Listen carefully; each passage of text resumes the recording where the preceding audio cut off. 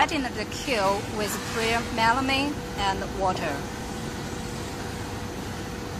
Put the decal into the drying machine to finish drying to enhance melamine and combine better.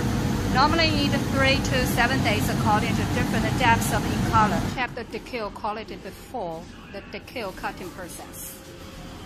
Cutting the decal. And mock up them according to different shape and items like bowls, plates, cups.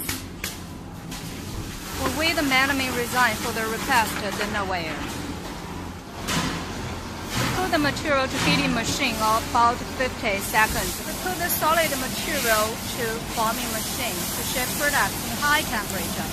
Normally need 2 minutes. Put the decal on the products, then press them into the forming machine again to customize the dinnerware customer wants. In the rough edge, rough grain,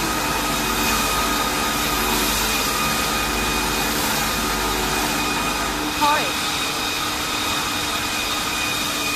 Products pass final quality check. They will be cleaned by piece and packed and storage.